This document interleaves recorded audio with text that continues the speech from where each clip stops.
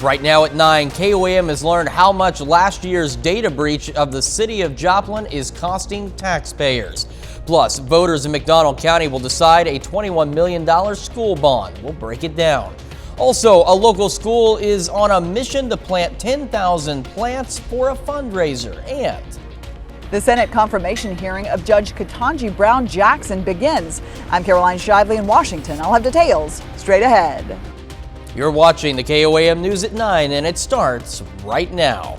And thank you so much for joining us tonight. I'm Chris Warner. 8 months ago, the city of Joplin fell victim to a data breach. Now we're learning what the cost of that breach was. In July of last year, the city of Joplin had what they called a network security incident. It ultimately shut down city phones, online services, and someone outside managed to take files out of the city's network. That impacted employees as some employer-sponsored health plan files were taken, and some residents were affected as well as sewer bill files were also impacted. Ultimately, a security firm was hired to solve the problem and a ransom was paid. The city did not disclose those costs. Earlier this year, we took a look at budget amendments passed by council following the data breach. One amendment had an unusually high amount for the city's general liability insurance fund. KOAM requested documents related to that fund, and those documents disclosed the cost of the breach. The city paid a ransom of just over $338,000 via a wire transfer service. And that's where the city's general liability insurance fund comes in, as it covers just over $313,000 of that cost with a $25,000 deductible. While that cost is covered by insurance, there are 4 firms that were paid for services related to the data breach, which, according to the document obtained by KOAM, are not covered by insurance. Stronghold Data, Baker Hostetler, TracePoint, and ESRI all received payments from the city related to the breach. Those costs total an additional $322,000. And we reached out to the city regarding those costs and how they were paid. We had additional questions regarding the data breach. However, the city declined to answer our questions. Based on the document KOAM received, that means there's $322,000 of taxpayer money that was spent for the data breach that's not accounted for by insurance. The total cost of the breach was more than $635,000. You can find the complete cost report in this story at KOAMNewsNow.com. Next month, area voters will head to the polls to decide some elections and ballot measures. That includes McDonald County, where voters will choose whether to pass a $21 million school bond. The bond would fund the construction of 6 storm shelters at various schools in the district and a remodel of some school areas, including classrooms and a nurse's station. The bond would maintain the current mill levy so taxes wouldn't increase. Basically, this is just an extension of the bond that we already have in place. And so there will be no increase in taxes if this passes. There will also be no drop-off of taxes. It will remain the same. So whether it passes or fails, the taxes are still going to be the same. The election will take place on April 5th. For more information on this bond, there will be a public meeting tomorrow at 6:30 at the McDonald County High School Performing Arts Center. Also in McDonald County, students at Rocky Comfort Elementary are on a mission to make the world a greener place, and they're doing that by planting more than 10,000 plants in their greenhouse. Once the plants have grown, they will be sold as part of the school's annual plant sale, with that money going towards school improvement projects. I think they need to know where everything comes from, their food. I think it's important that they have hands-on opportunities to be able to plant plants and see like the fruits of their labor through agriculture. The seeds for this project were paid for with a grant from Walmart. An Adrian, Missouri man is dead after a crash in Vernon County. Authorities say 69-year-old Charles Schutte was riding a motorcycle on I-49 about 14 miles north of Nevada when he veered to the side, hit the guardrail, and was ejected from the motorcycle. He was taken to the hospital where he was later pronounced dead. A bill in Missouri would change several election laws. The legislation, which cleared a House committee, would require photo ID to vote and hand-marked paper ballots. The bill would also make it illegal for voting machines to be connected to the internet, and it would allow registered voters to change their registered address in person on Election Day, among other changes. The bill will now go to the full House for discussion, but a hearing is not currently scheduled. City of Knoll is giving residents a chance to provide input about a project to stabilize a stream bank and improve sidewalks. The project would stabilize the stream bank along Elk River on Route 59 between the Elk River Bridge and Butler Creek Bridge. It would also add and improve sidewalks along that same stretch of Route 59. The project is expected to cost $2.1 million and would begin construction next year. The meeting will take place on March 29th from 4:30 to 6. There won't be a formal presentation. It will be more of a Q&A session. A Southwest Missouri restaurant is bringing British cuisine to Carthage. London Calling Pastry Company is a restaurant in Springfield that specializes in British food, including pasties, which are similar to pies but can include fruit or meats. Today, they brought their food truck to the King Cash Saver in Carthage to give people there a taste. The difference between this food, there is nothing like it in this area. What we make, there's different variations of it. So you can get a calzone, but that's slightly different. It's a different dough. This is a handheld pot pie, so golden flaky pastry, and inside we're very versatile with meat. Potato. The London Calling restaurant is located at 836 North Glenstone Avenue in Springfield. Carthage Chamber of Commerce today announced the theme of this year's Maple Leaf Festival. For the 56th year of the festival, the theme will be Carthage at the Crossroads. The theme was chosen from an entry by a Carthage resident. Officials say it embraces the city's history and connection to Route 66. The festival will take place on October 1st through the 8th. The ex-wife of former Missouri Governor Eric Greitens accuses her ex-husband of physical abuse. The accusations were made in a sworn affidavit and revealed in court records on Monday. Greitens and his ex-wife Sheena are in a child custody dispute.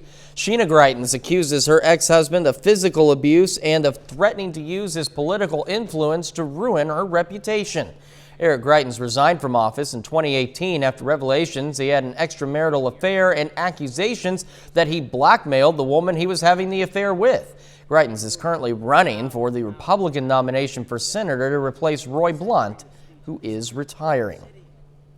Supreme Court confirmation hearing for Judge Ketanji Brown Jackson has started. Today, senators made their opening statements along with Judge Jackson. Fox News correspondent Caroline Shively has the latest now from Washington. With a split Senate, Judge Jackson could be confirmed with just Democrats, but the White House is hoping for support from both sides of the aisle.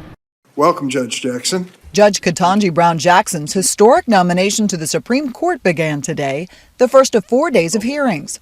Judge Jackson delivered her opening statement to members of the Senate Judiciary Committee.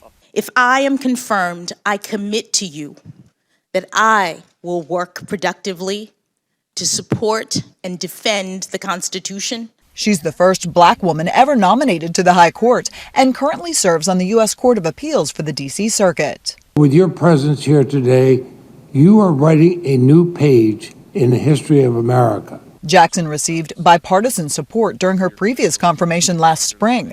If confirmed, she'll fill the seat of Justice Stephen Breyer, who announced his retirement earlier this year. I know that I could never fill his shoes, but if confirmed, I would hope to carry on his spirit. Most Republicans have refrained from attacking Jackson, but in recent days, some GOP lawmakers have begun digging into her record and have tried to portray her as soft on crime. We will conduct a thorough, exhaustive examination of Judge Jackson's record and views. We won't try to turn this into a spectacle. We'll hear what Judge Jackson has to say about that when she answers questions tomorrow. In Washington, Caroline Shively, Fox News. And we take this time now to honor one of our many four-state heroes. William Bowen served in the Navy during World War II in the Pacific Theater, his hometown, Fort Scott. And we're proud to recognize William Bowen, tonight's four-state hero. Well, Doug's up next with a complete look at that forecast, and later, Missouri Southern baseball wraps up a big MIAA series against Washburn. We'll have the highlights and reaction in sports. Dish, tuned into you.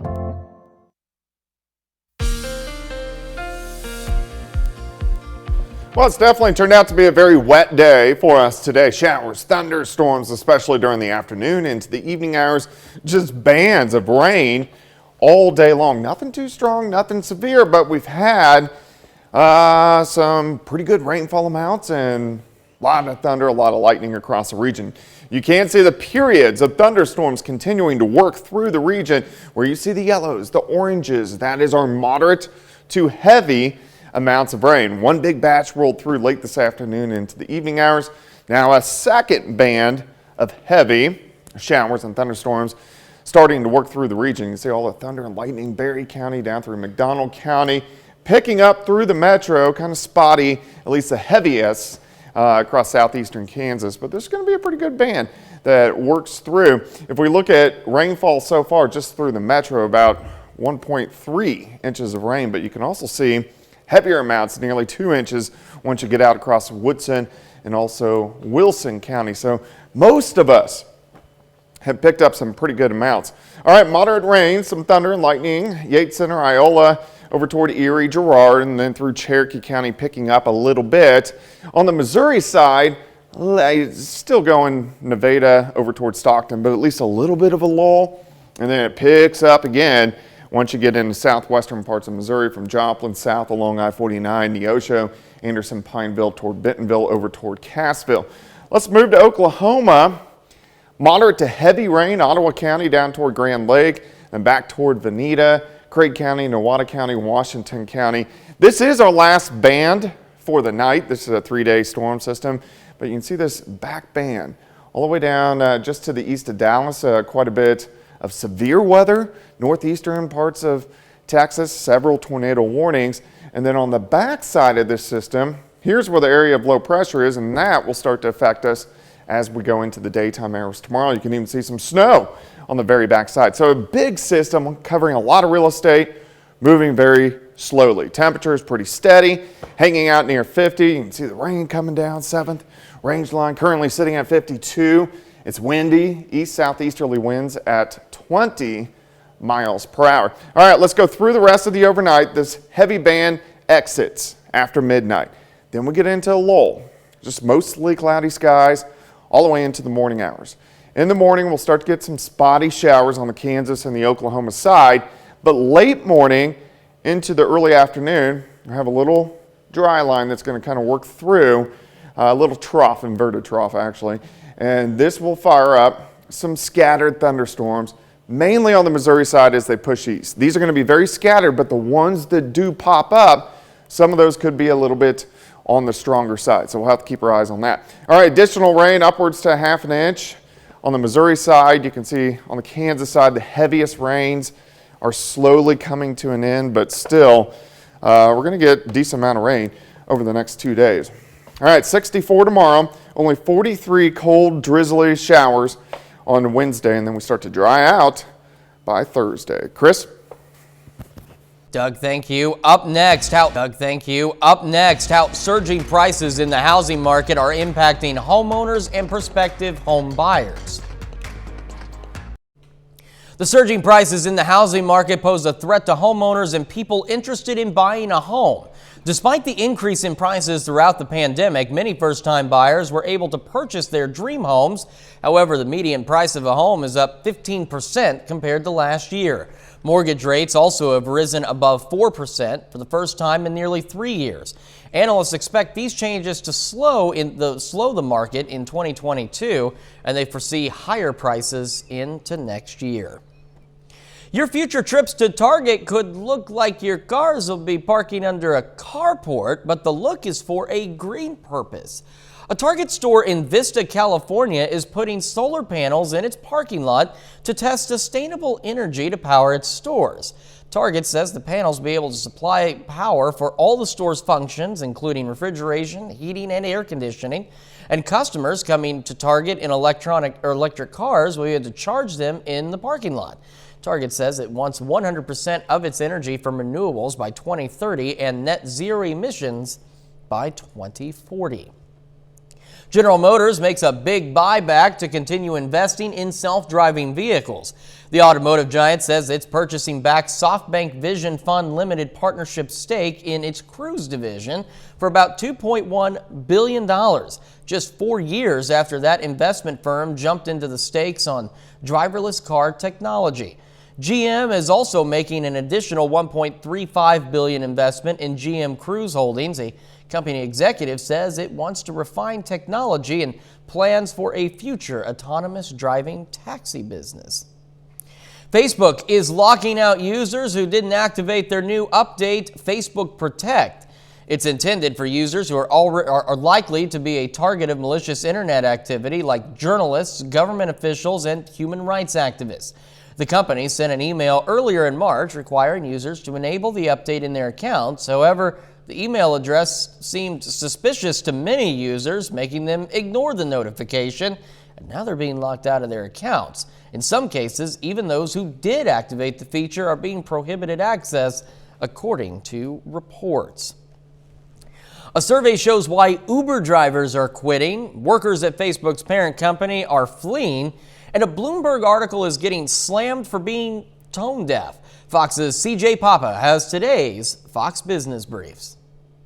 Uber and Lyft drivers may be leaving the ride-sharing services over high gas prices.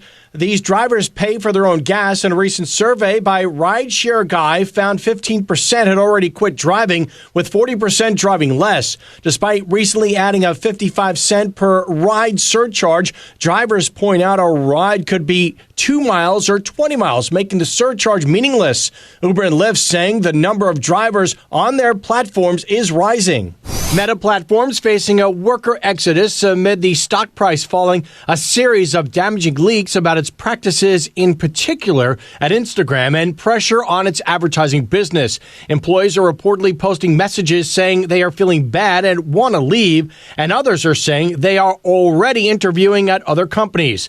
The stock price has fallen from an all-time high of $380 in September to now just over $200 a share. Many tech companies offer a mix of pay and stock options to employees.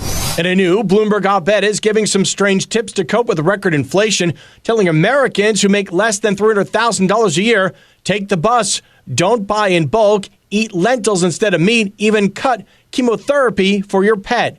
Many taking to Twitter to slam the out-of-touch article. A state senator for Rhode Island writing, complaining about the price of gas? The elites say, let them eat lentils. For more stories, log on to foxbusiness.com in New York. I'm CJ Papa.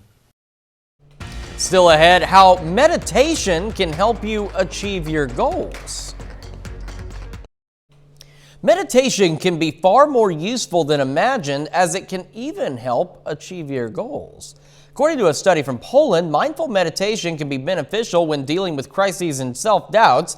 Researchers studied more than 100 participants for the analysis and asked them to list some of their ambitions and what they did when they felt like quitting those objectives. They were divided into two groups. One group meditated while the other read magazines for 15 minutes. The study found people who meditated dealt better with stressful situations compared to those who didn't. The numbers aren't going in the right direction as much of the world battles a renewed spike in COVID cases due to the fast spread of an Omicron subvariant. Fox News correspondent Jonathan Seri has more from Atlanta.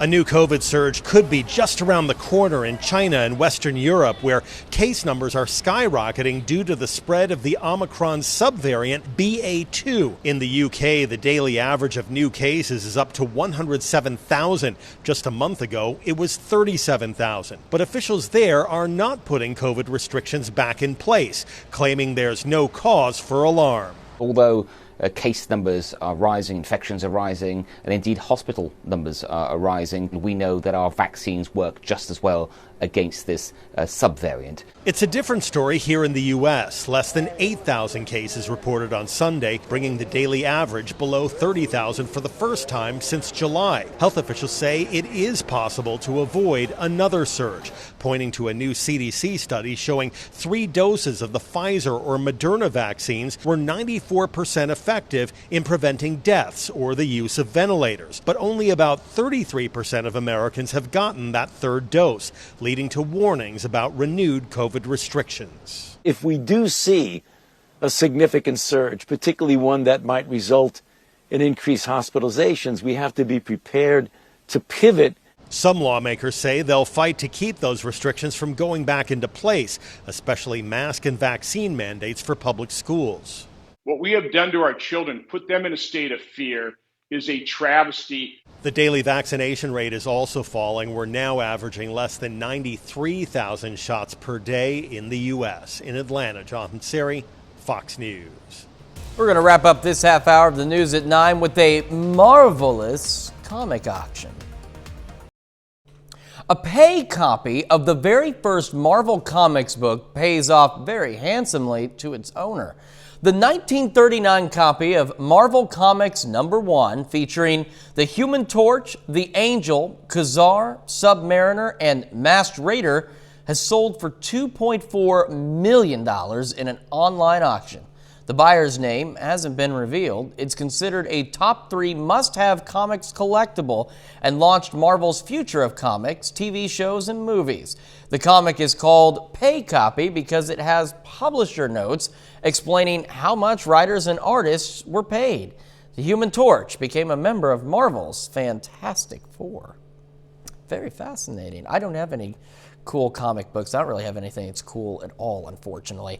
Something we do have coming up is 30 more minutes of news, weather, and sports for you. Up first, Joplin City Council holds a meeting with residents bringing concerns about police funding. Plus, a VFW post in Joplin hosting an event to help out local veterans. Welcome back. The Joplin City Council met tonight. A number of people in the audience spoke out in support of the Joplin Police Department. Some also spoke about increasing wages for Joplin police officers. They compared Joplin police wages with wages for officers in surrounding areas. They also discussed finding ways to get funds increased for the department and for additional officers. VFW Post 534 is holding its Veterans Service Officer event. Now, this event helps veterans that are looking to make claims through Veterans Affairs to get started on paperwork and help them find the right resources to do that. It also helps those that may not know what to do or where to start and puts those individuals with an accredited Veterans Service Officer.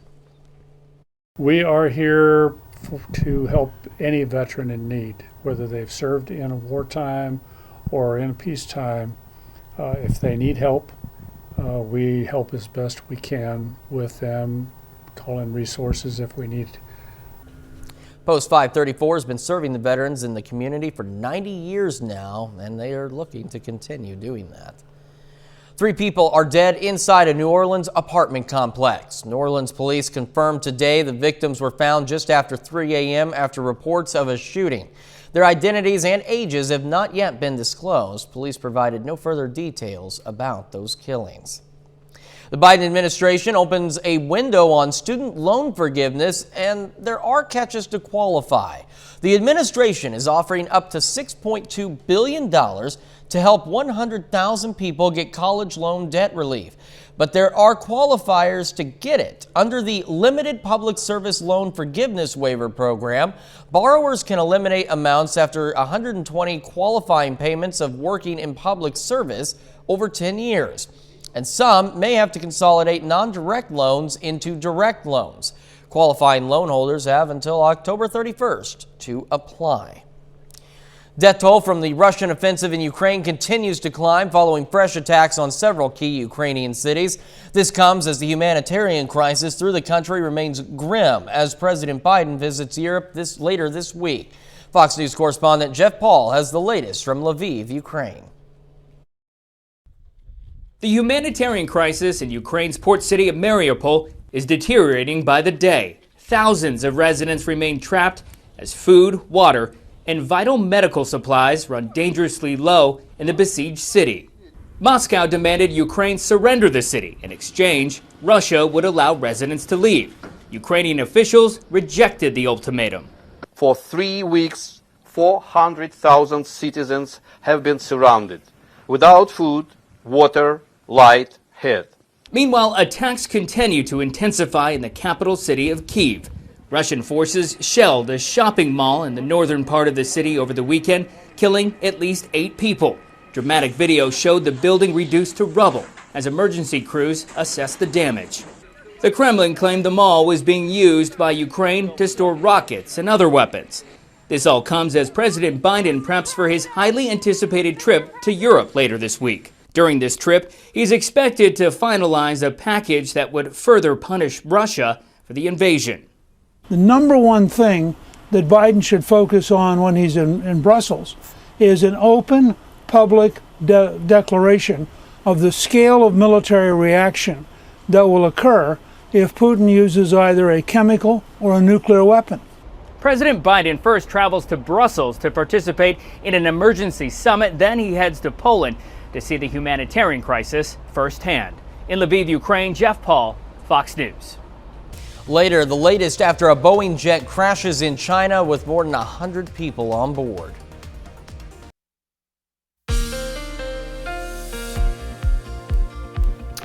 Well, it's definitely turned out to be a wet afternoon into the evening hours. Showers, thunderstorms across the region, heavy amounts of rain, a little loud at times, but we haven't dealt with anything too strong or severe, which is always a good news once you hit the spring months, but some heavy amounts of rain, which we also need this time of the year. Bands, showers, thunderstorms. We had a pretty good band that rolled through late this afternoon into the evening hours, and then now this last heavy band is pushing through. So you can actually see the back edge of the moisture now from Independence over toward Bartlesville. But everywhere you see the oranges, the yellows, that is moderate to heavy rain across the region. And already we picked up about 1.25 inches just on average through the metro. Some areas have been approaching 2 inches of rain. Showers, thunderstorms, Yates Center over toward Iola, Fort Scott, and then Pittsburgh starting to pick up a little bit more. On the Missouri side, a little spotty once you get north of Lamar, and then it really increases Lamar south through Carthage, Neosho, all the way down to Anderson, Pineville, Cassville, Monette, Aurora. Really good batch rolling right through the metro at this time. This stretches back northeastern Oklahoma, Miami, Grand Lake, all the way down toward Veneta. So once we get this last band through, then we'll get into this sector of the storm system, which is called the dry slot. So it's a dry punch of air, so we get to dry out just a little bit. And then over the next day or two, we get into the backside of the system, which this whole system's a pretty slow mover. All right, temps holding out low 50s right now, and that's pretty much where we're going to hold as we go through the overnight hours. Moderate, heavy rain coming down right now, sitting at 52 in Joplin. Southerly winds at about 20. Humidity, of course, is up there. Heavy band works out a lull. So after midnight, just clouds, maybe a little bit of drizzle here and there. By morning, we'll start to get some spotty showers on the Kansas and the Oklahoma side. Mid to late morning, we'll see some scattered thunderstorms. These are going to be very hit and miss. Not a huge deal, but as we get into the afternoon, these push into Missouri, some of those storms could become a little bit stronger, very low threat. Some of those could be severe, but something we'll watch. 56 in the morning, 62 to 64 by noon. We'll probably drop back as we get into late afternoon into the evening hours. Through the evening, we get on the cold side of the storm, so we just get light showers rotating in. So light showers most of tomorrow night, and then on Wednesday, we get spotty light showers and drizzle, maybe even a few flakes of snow trying to mix in. Now that we're on the last batch of the heavy rain, the heaviest rain from this point on the Missouri and Arkansas side, but still with those light showers by the time we head into tomorrow evening and night, and on Wednesday, we'll get some very light rainfall accumulations.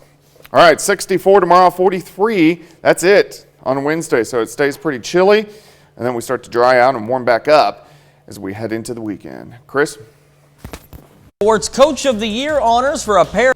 Doug, thank you. Coming up in sports, Coach of the Year honors for a pair of Pitt State track and field coaches, plus Missouri Southern softball hosts a doubleheader against a nationally ranked opponent. Jacob Leonard has that and more next.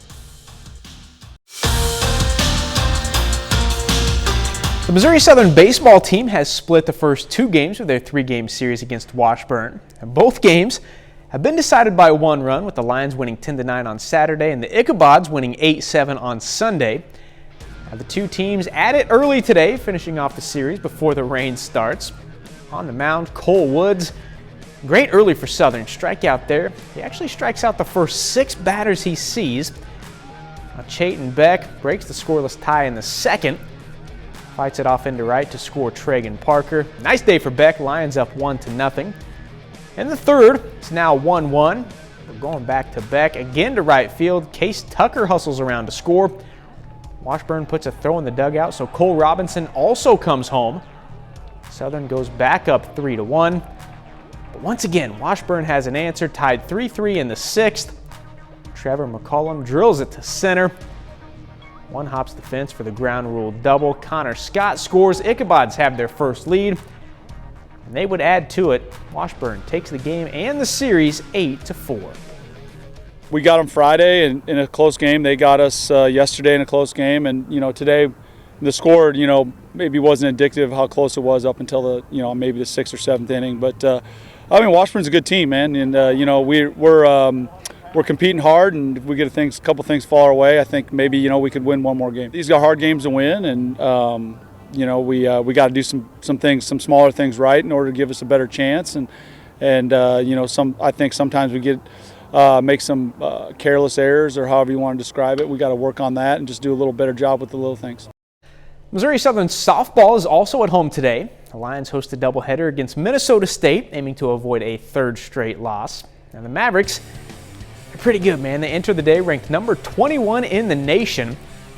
Sydney Nielsen, big day today for Minnesota State in Game 1 here. Solo homer to left for Nielsen. Knocks it off a car. She goes 3 for 4, 2 homers and 3 RBIs. Mavericks win in a shutout in Game 1, 7-0. Now, Game 2, Lions try to avoid the doubleheader sweep. Now, this one actually did get started, but the game was canceled with no score in the 3rd inning due to the weather. Missouri Southern is now 15-12 this season and will be back in action on Friday at Northeastern State. Well, there's already been a lot of quarterback movement in the NFL this offseason, and there's even more today. The Atlanta Falcons are dealing quarterback Matt Ryan to the Colts in exchange for a 3rd-round pick. Ryan was the 3rd overall pick for Atlanta back in 2008. Spent the last 14 years with the franchise. He made the Pro Bowl 4 times, made 1 Super Bowl appearance, and was the league's MVP in 2016. Now, after that trade, the Falcons signed Marcus Mariota to a 2-year deal. Mariota was the 2nd overall pick in 2015 and spent the last 2 years with the Raiders. And 1 more after that, Jameis Winston is headed back to New Orleans, signing a 2-year deal with the Saints. Winston was 5-2 as the Saints starter last year before a knee injury ended his season. Finally, Coach of the Year awards for a pair of Pittsburgh State coaches. PSU track and field head coach Kyle Rutledge has been named the Central Region Men's Indoor Track and Field Coach of the Year. Ben Barrows is the Men's Assistant Coach of the Year. These guys led the Gorilla Men to a 3rd place finish at Indoor Nationals earlier this month. That's it for sports. We're back with more news after this. More than 100 people are feared dead after a Boeing passenger jet crashed in China. Fox News senior foreign affairs correspondent Amy Kellogg has more. A massive search and rescue operation is underway in southern China after a China Eastern airliner crashed on Monday. Chinese officials say the Boeing 737 went down in a remote mountainous area. According to state media, there are no signs of survivors. Local authorities say hundreds of rescue workers have been dispatched, but they face a difficult task. The site is ringed on 3 sides by mountains without access to power supply, so the lighting conditions are very poor. Flight radar showed the plane was traveling at a normal cruising altitude before suddenly going into a deep dive. The crash sparked a fire large enough to appear on NASA satellite images. Eyewitness video appeared to show smoke from that fire as well as strips of the plane's metal casing. The FAA releasing a statement saying it's, quote, aware of the reports that a China Eastern Airlines Boeing 737-800 plane crashed this morning in China. The agency is ready to assist in investigation efforts if asked. January 2020 saw the deadliest crash involving a Boeing 737-800. Iran's Revolutionary Guard accidentally shot down a Ukraine International Airlines flight, killing all 176 people on board. China Eastern says the cause of today's crash is still under investigation. In London, Amy Kellogg, Fox News. Coming up, we're taking a look at what's on Fox this week. Music awards handed out, hit series return, and competitions continue. Here's Fox's Ashley Dvorkin with a look at what's coming up on Fox TV this week. 911 returns, and get ready to rock out with iHeart. Here's what's hot on Fox. 911, what's your emergency? Monday, it's the spring premiere of 911 with a look at the 118 back in action, including new team members, insight into how Eddie is doing with his new job, and one intense high-speed chase. We got played. Then it's 911 Lone Star with Carlos and Grace at the center of a prank call turned deadly. And look for a 911 crossover appearance as the emergency responder dramas unite again. Thank you. I love you guys. Tuesday, it's the iHeartRadio Music Awards, celebrating artists and songs of the past year and previewing upcoming hits of 2022. The show will also honor Jennifer Lopez with the Icon Award and is all hosted by superstar LL Cool J, who's one of the night's many performers. Yes! Let's go! Wednesday, it's a double unmasking on the Masked Singer Round 1 finals. Incredible! That's followed by Domino Masters with a time travel themed challenge for the teams. Hop high! Hop high! Thursday starts with a pizza challenge for the young chefs of MasterChef Junior. I asked her out right then and there. That's followed by Call Me Kat, where laughs include Kat and Oscar joining Sheila on a double date. You want gum? Cheese cube? The comedy continues on an all-new episode of Welcome to Flatch. Friday is the action of WWE Friday Night SmackDown. How do y'all know that? This is how the game is played. And get those guesses ready for the return of another Fox competition show. Name that tune. March 29th, Name That Tune is back. In Hollywood, Ashley Dvorkin, Fox News. As if you needed any other reasons to stay tuned to Fox, now you've got a whole list of them. Hey, and don't forget, with all the weather going on this week and as we head into severe weather season, if you don't already have the Skywatch weather app, now's a good time to get it. Instant severe weather alerts, the latest forecast, the weather blog. It is like having the entire Skywatch weather team in the palm of your hand. And that is our time for now. Don't forget, KOA Morning News on Fox at 7 a.m. And thanks for making us part of your night.